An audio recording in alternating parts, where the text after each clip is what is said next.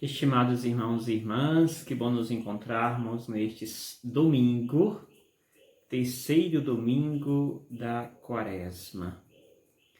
E Jesus nos convida mais uma vez a continuarmos o caminho que está a percorrer. No primeiro domingo da Quaresma, tivemos como espaço meditativo o deserto. No segundo domingo, domingo passado, tivemos como espaço meditativo o Monte Tabor, onde ali Jesus foi transfigurado. Hoje, no terceiro domingo, temos como espaço meditativo o templo. O templo é o lugar onde somos chamados hoje a rezar, a meditar sobre esse tempo bonito, tempo de graça, tempo quaresmal. É neste sentido que Jesus nos convida a viver com gratidão esse tempo de ascese, mas também de plena entrega. A leitura que nós hoje meditamos, a leitura primeira, nos é tirada hoje do livro do Êxodo, mais uma vez, Êxodo 20, e ali nos mostra, a partir do versículo 1, 3 coisas a serem meditadas. A primeira coisa é a preferência que devemos ter por Deus, pois Deus é ciumento. Deus não quer que nós construamos ídolos, que nós façamos imagens para substituí-lo. Mas Deus quer que toda a nossa atenção se volte a Ele.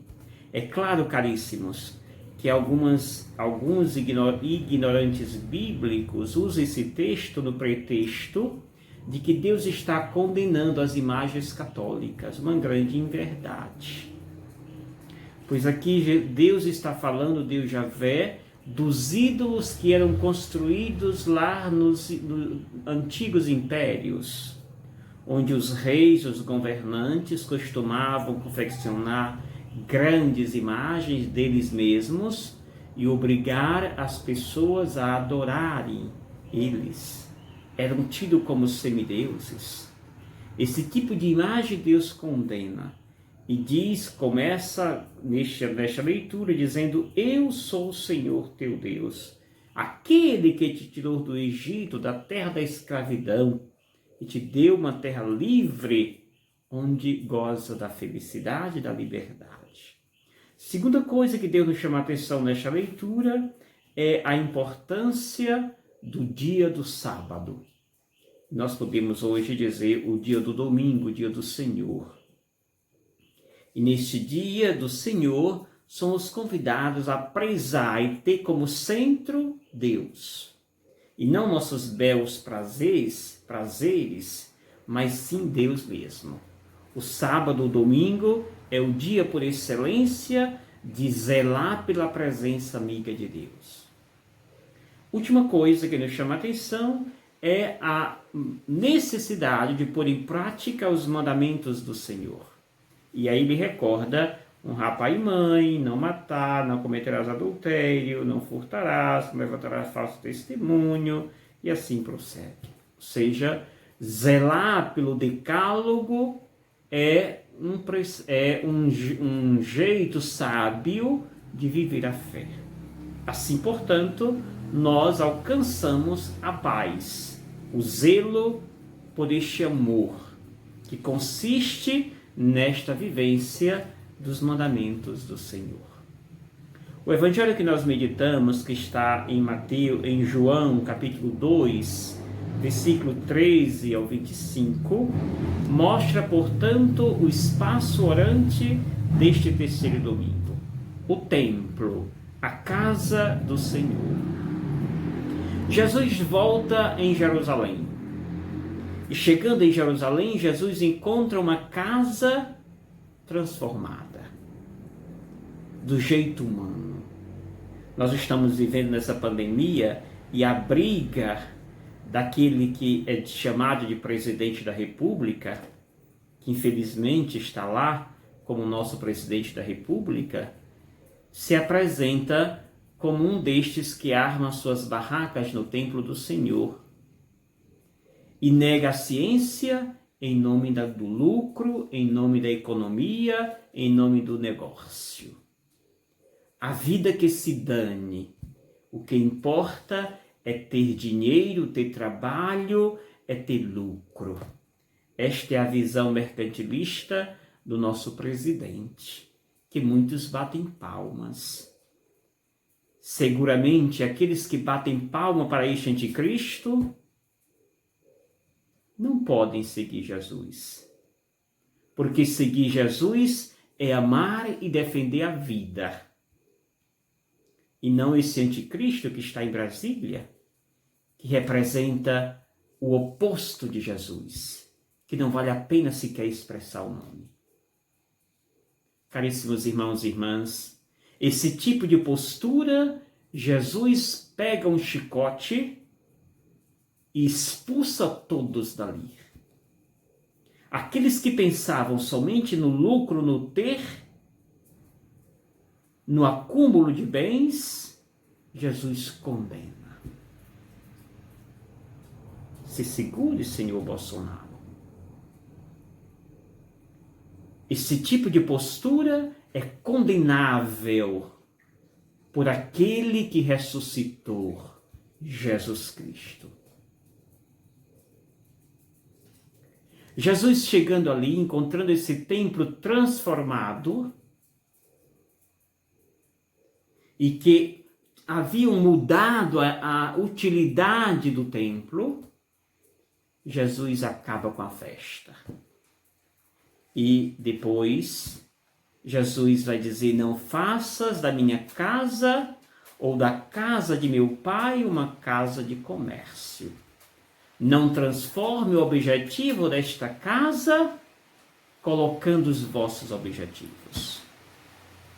E assim, os discípulos irão recordar que outrora dissera Jesus, o zelo por tua casa me consumirá. Sim, Jesus veio para colocar em vigor e em evidência a vontade do Pai. E a vontade do Pai não é outra senão defender a vida, mostrar a essência da casa, do templo, que é o encontro do homem com Deus. Que é justamente esse encontro com a sua essência, com a plenitude do seu ser. Jesus para isto veio e para isto está ali, para defender a casa do Senhor. Caríssimos irmãos e irmãs, Jesus é claro que vai ter sempre os seus opositores. Os fariseus então perguntam para Jesus, por que agistes assim? Que sinal nos mostras? E Jesus diz, destruirei esta casa e em 3 dias a levantarei. Os idiotas dos fariseus e os idiotas que seguem Bolsonaro, por exemplo, entendiam que Jesus era um mero mercenário. E por isso achava que Jesus falava daquela estrutura da matéria daquele templo. Não. Jesus falava dele mesmo. Mas nada disso entendi, nem queriam entender os fariseus. Porque o foco deles era o ter, o acúmulo de riquezas. E Jesus pensava de outra forma. E agia totalmente de outra forma. Caríssimos irmãos e irmãs, Jesus termina esse evangelho nos mostrando que o seu jeito de agir convence muitas pessoas. E muitos seguem a Jesus. Porque Jesus então vai nos dizer que o seu acesso não é simplesmente a aparência do ser. Jesus nos conhece por dentro. Jesus nos conhece por dentro, por nosso interior. Jesus tem acesso à nossa essência. E é lá que Jesus busca nos encontra. Vivamos com plenitude este evangelho tão belo, tão rico, que aqui o tempo não nos permite aprofundar com mais a sabedoria e com mais profundidade.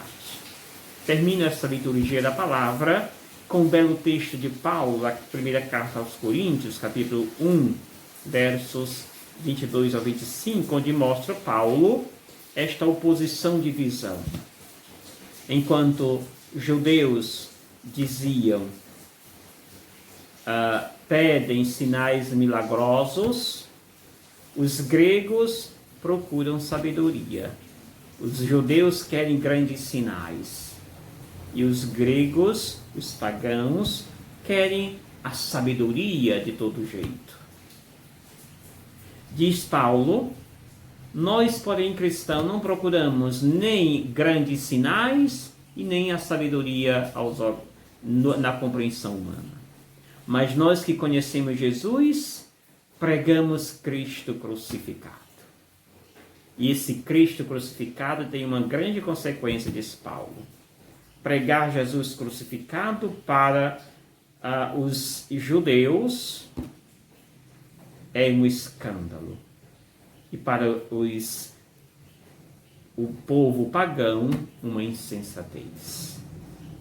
Mas para os que são chamados, os que creem em Jesus, é poder de Deus, é sabedoria de Deus.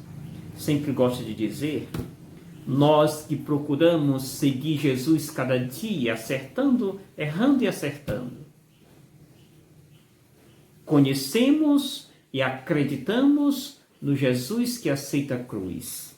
A cruz não como meta final, mas como um processo, como uma etapa para chegar à plenitude e à ressurreição.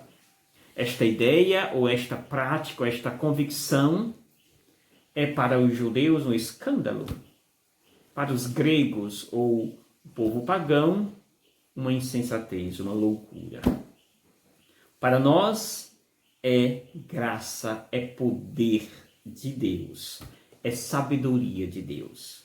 Vivamos com serenidade esta terceira semana da Quaresma e que a beleza de Deus nos alcance, nos ensine a viver com prudência, com delicadeza, os ensinamentos de Jesus. Ele nos quer cada vez mais íntegro e fazendo da igreja a casa de oração. E a nossa busca não deve ser busca pelo ter, pelo acúmulo do ter, mas sim pela pureza da nossa essência, pois é esta que se unirá a Deus. Desejo uma semana abençoada, um domingo cheio de Deus. Em nome do Pai, do Filho e do Espírito Santo. Amém. Não esqueça de deixar o seu like, de se inscrever em nosso canal, compartilhe esse material com seus amigos, deixe o seu comentário. Tudo isso ajuda muito a plataforma do YouTube divulgar mais este nosso trabalho. Gratidão.